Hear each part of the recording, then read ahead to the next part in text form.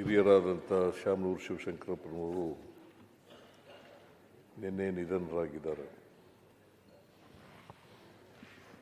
ಅವರ ಆತ್ಮಕ್ಕೆ ಶಾಂತಿ ದೊರಕಲಿ ಅಂತೇಳಿ ಒಂದು ಸಂತಾಪ ಸೂಚಕ ನಿರ್ಣಯವನ್ನು ಕರೆದಿದ್ದೀರಿ. ಆ ನಿರ್ಣಯಕ್ಕೆ ನನ್ನ ಬೆಂಬಲವನ್ನು ವ್ಯಕ್ತ ಮಾಡಿ ಶಾಮನೂರು ಶಿವಶಂಕರಪ್ಪನವ್ರ ಬಗ್ಗೆ ಕೆಲವು ಮಾತುಗಳನ್ನು ಆಡಲಿಕ್ಕೆ ಬಯಸ್ತೇನೆ. ಶಾಮನೂರು ಶಿವಶಂಕರಪ್ಪನವರು ದೇಶದಲ್ಲಿಯೇ ಒಬ್ಬ ಹಿರಿಯ ಶಾಸಕ. 2023ರಲ್ಲಿ ಆಯ್ಕೆಯಾಗಿ ಇಲ್ಲಿವರೆಗೂ ಕೂಡ ನಮ್ಮ ಜೊತೆಯಲ್ಲಿದ್ದರು.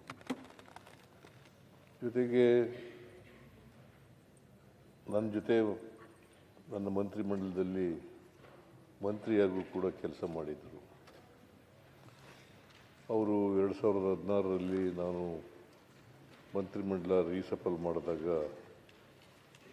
ಆಗ ಅವರು ನನ್ನ ಮಗನಿಗೆ ಮಾಡಿ ಅಂತೇಳಿ ಮಲ್ಲಿಕಾರ್ಜುನ ಎಸ್ ಮಲ್ಲಿಕಾರ್ಜುನ ಅವರನ್ನು ಮಂತ್ರಿ ಮಾಡ್ತಕ್ಕಂಥ ಕೆಲಸವನ್ನು ಮಾಡಿದ್ರು. ಮೈಕ್ ಕೇಳಿಸ್ತಾ ಇಲ್ವಾ? ಕೇಳ್ತದೆ.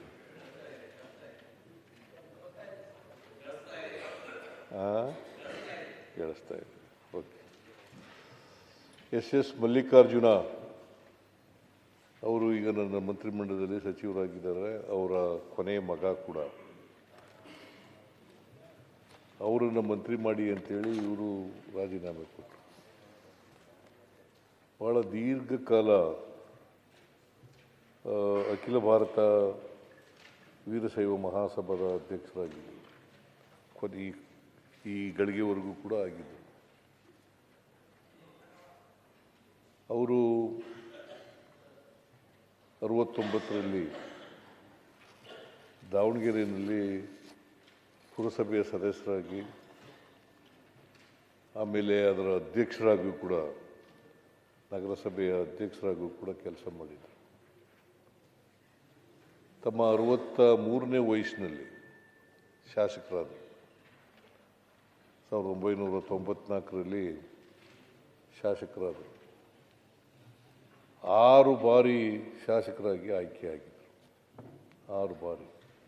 ಒಮ್ಮೆ ಸಂಸತ್ತಿನ ಸದಸ್ಯರಾಗೂ ಕೂಡ ಆಯ್ಕೆಯಾಗಿದ್ದರು. ಅವರು ಭಾಳ ದೀರ್ಘಕಾಲ ರಾಜಕೀಯದಲ್ಲಿದ್ದರು. ಇವತ್ತು ದಾವಣಗೆರೆಗೆ ಅದು ಆರ್ಥಿಕವಾಗಿ, ಸಾಮಾಜಿಕವಾಗಿ, ಶೈಕ್ಷಣಿಕವಾಗಿ ಮುಂದುವರೆದಿದ್ದರೆ ಶಾಮನೂರು ಶಿವಶಂಕರಪ್ಪನವರು ಕಾರಣ ಅಂತಕ್ಕಂಥ ಮಾತುಗಳನ್ನು ಹೇಳಲಿಕ್ಕೆ ಬಯಸ್ತಾ ಇದ್ದಾರೆ. ದಾವಣಗೆರೆಯನ್ನು ವಿದ್ಯಾಕಾಶಿಯಾಗಿ ಮಾಡಿದರು. ಇಂಜಿನಿಯರಿಂಗು ಮತ್ತು ಮೆಡಿಕಲ್ ಕಾಲೇಜುಗಳು, ಇತರ ಸಂಸ್ಥೆಗಳನ್ನು ತೆಗೆದು ಭಾಳ ದೀರ್ಘಕಾಲ ಬಾಪೂಜಿ ವಿದ್ಯಾಸಂಸ್ಥೆಯನ್ನು ಪ್ರಾರಂಭ ಮಾಡಿದವರೇ ಇವರು. ಒಬ್ಬ ವ್ಯಾಪಾರಗಾರರಾಗಿ ಪ್ರಾರಂಭ ಮಾಡಿ ಅವರು ಸಾಮಾಜಿಕ, ಆರ್ಥಿಕ, ಶೈಕ್ಷಣಿಕ, ಸಾಮಾಜಿಕ ಕ್ಷೇತ್ರಗಳಲ್ಲಿ ತಮ್ಮದೇ ಆದಂಥ ಛಾಪನ್ನು ಮೂಡಿಸಿದ್ದಾರೆ. ಇವರು ಅಲ್ಲಿ ದಾವಣಗೆರೆ ಇವತ್ತೇನಾದರೂ ಅದಕ್ಕೆ ಹೆಸರುವಾಸಿಯಾಗಿದ್ದರೆ, ಇಡೀ ಕರ್ನಾಟಕದಲ್ಲಿ ಹೆಸರುವಾಸಿಯಾಗಿದ್ದರೆ ಶಾಮನೂರು ಶಿವಶಂಕರಪ್ಪನವರು ಮಾಡಿದಂಥ ಕೆಲಸದಿಂದ ಆಗಿದೆ ಅಂತಕ್ಕಂಥ ಮಾತುಗಳನ್ನು ಹೇಳಲಿಕ್ಕೆ ಬಯಸ್ತಾ ಇದ್ದಾರೆ. ಇವರು ಜವಳಿ ಭಾಳ ಉತ್ಕೃಷ್ಟವಾಗಿತ್ತು ದಾವಣಗೆರೆಯಲ್ಲಿ. ಅದರ ಅವನತಿ ಪ್ರಾರಂಭ ಆಯಿತು.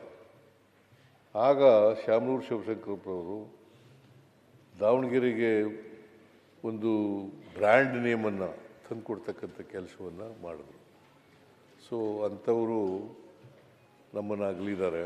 ಭಾಳ ದೀರ್ಘಕಾಲ ನಮ್ಮ ಕಾಂಗ್ರೆಸ್ಸಿನ ಟ್ರೆಷರರ್ ಕೂಡ ಆಗಿದ್ದರು. ಭಾಳ ದೀರ್ಘಕಾಲ ಟ್ರೆಷರರ್ ಆಗಿದ್ದರು.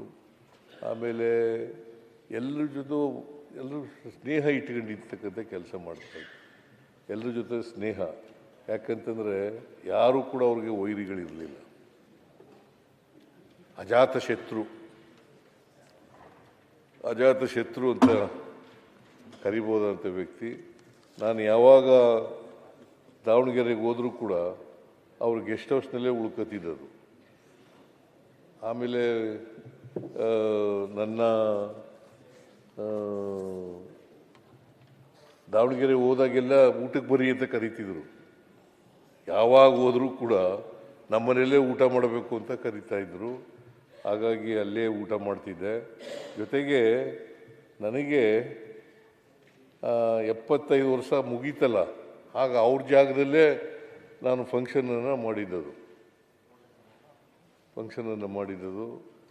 ಸೊ ಹಾಗಾಗಿ ಅದೇ ಕೊನೆ ಊಟದ ಹಬ್ಬ ನಾನು ಆಚರಣೆ ಮಾಡ್ಕೊಂಡಿದ್ದದು, ಮತ್ತು ಅದೇ ಮೊದಲು ಎಲ್ಲಿವರೆಗೆ. ಯಾಕಂದರೆ ನನಗೆ ಊಟದ ತಾರೀಖೇ ಗೊತ್ತಿಲ್ಲ ಕರೆಕ್ಟಾಗಿ. ಮೇಷ್ಟ್ರು ಬರ್ಕೊಂಡಿರೋದು 5ನೇ ತರಗತಿಗೆ ನೇರವಾಗಿ ನಾನು ಅಡ್ಮಿಷನ್ಸ್ ಆಗುವಾಗ ಮೇಷ್ಟ್ರು ರಾಜಪ್ಪ ನಮ್ಮ ಮೇಷ್ಟ್ರು ಬರ್ಕೊಂಡಂಥ ಡೇಟೇ ನನಗೆ ಊಟದ ತಾರೀಕು. ಅದರಿಂದ ನನಗೆ ಡೇಟ್ ಆಫ್ ಬರ್ತ್, ಯಾಕಂದರೆ ನಮ್ಮಮ್ಮ ನಮ್ಮಪ್ಪ ಎಲ್ಲರೂ ಕೂಡ ಹೆಬ್ಬೆಟ್ಟು ಹೊತ್ತವರು, ಅವಿದ್ಯಾವಂತರು. ಹಾಗಾಗಿ ಡೇಟ್ ಆಫ್ ಬರ್ತ್ ಬರ್ಕೊಂಡಿರಲಿಲ್ಲ. ಹಾಗಾಗಿ ಅವ್ರ ದಾವಣಗೆರೆಯಲ್ಲೇ ನಾನು ಆಯ್ಕೆ ಮಾಡಿದೆ. ಅವ್ರ ಜಾಗದಲ್ಲೇ 75ನೇ ವರ್ಷದ ಜನ್ಮದಿನವನ್ನು ಆಚರಣೆ ಮಾಡ್ಕೊಳ್ತಕ್ಕಂಥ ಕೆಲಸವನ್ನು ಮಾಡಿದ್ದೆ. ಸೊ ಒಂದೇನಪ್ಪ ಅಂತಂದರೆ, ಶಾಮನೂರು ಶಿವಶಂಕರಪ್ಪನವರು ಸಹಾಯ ಹಸ್ತ ಭಾಳ ಇತ್ತು.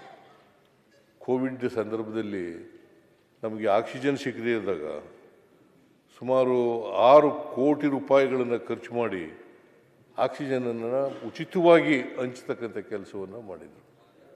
ಅಂತಹ ಒಬ್ಬ ಅಪರೂಪದ ರಾಜಕಾರಣಿ ನಮ್ಮನ್ನು ಅಗಲಿದ್ದಾರೆ.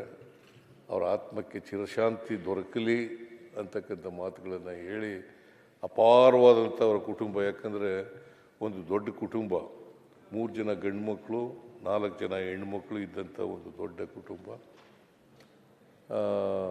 ಅವ್ರನ್ನೆಲ್ಲ ಅಗಲಿದ್ದಾರೆ. ಭಾಳ ದೊಡ್ಡ ಸಾವಿರಾರು ಲಕ್ಷಾಂತರ ಅಭಿಮಾನಿಗಳನ್ನು ಅಗಲಿದ್ದಾರೆ. ಸೊ ಅಂಥವರು ನಮ್ಮನ್ನು ಇವತ್ತು ನಮ್ಮಿಂದ ದೂರ ಆಗಿದ್ದಾರೆ. ಮತ್ತು ಸಿಟ್ಟಿಂಗ್ ಮೆಂಬರು ನಿನ್ನೆ ನಾನು ಒಂದು 15 ದಿನಗಳ ಹಿಂದೆ ಕಾಣಿಸುತ್ತೆ ಆಸ್ಪತ್ರೆಗೆ ಹೋಗಿದ್ದೆ. ಅಷ್ಟೊತ್ತಿಗಾಗಲೇ ಅವರು ಮಾತಾಡೋ ಪರಿಸ್ಥಿತಿಯಲ್ಲಿ ಇರಲಿಲ್ಲ. ಅಲ್ಲಿ ಒಂದು ಅರ್ಧ ಗಂಟೆ ಇದ್ದು ನೋಡ್ಕೊಂಡು ಬಂದೆ. ಸೊ ಅಂಥವರು ನಮ್ಮನ್ನು ಅಗಲಿದ್ದಾರೆ. ಅವರ ಆತ್ಮಕ್ಕೆ ಚಿರಶಾಂತಿ ದೊರಕಲಿ. ಅವರ ಕುಟುಂಬ ವರ್ಗದವರಿಗೆ, ಅವರ ಅಭಿಮಾನಿಗಳಿಗೆ, ಅವರ ಸ್ನೇಹಿತರಿಗೆ, ಅವರ ಬಂಧು ಬಾಂಧವರಿಗೆ ಅವರ ಸಾವಿನ ದುಃಖವನ್ನು ಭರಿಸ್ತಕ್ಕಂಥ ಶಕ್ತಿ ಕೊಡಲಿ ಅಂತೇಳಿ ಪ್ರಾರ್ಥನೆ ಮಾಡ್ತೀನಿ. ಸೊ ನಾನು ಇವತ್ತು ಅರ್ಜನ್ ಆಗ್ತದೆ ಅಂತೇಳಿ ನಾನು ಭಾವಿಸ್ಕೊಂಡಿದ್ದೇನೆ. ಯಾಕಂದರೆ ಸಿಟ್ಟಿಂಗ್ ಮೆಂಬರ್ ಆಗಿರೋದ್ರಿಂದ ಇವತ್ತು ಅರ್ಜನ್ ಆಗ್ತದೆ ಅಂತ ಭಾವಿಸ್ಕೊಂಡಿದ್ದೇನೆ. ನಾನು ಇದಾದ ತಕ್ಷಣ ಸಂತಾಪ ಆದ ತಕ್ಷಣ ನಾನು ದಾವಣಗೆರೆಗೂ ಕೂಡ ಹೋಗ್ತಾ ಇದ್ದೀನಿ ಅಂಥೇಳಿ ನನಗೆ ಅವಕಾಶ ಕೊಟ್ಟಿದ್ದಕ್ಕೆ ನಿಮಗೆ ಹೊಂದಿಸಿ ನನ್ನ ಮಾತುಗಳನ್ನು ಮುಗಿಸ್ತೇನೆ ಅಂತಕ್ಕಂಥ ಮಾತುಗಳು.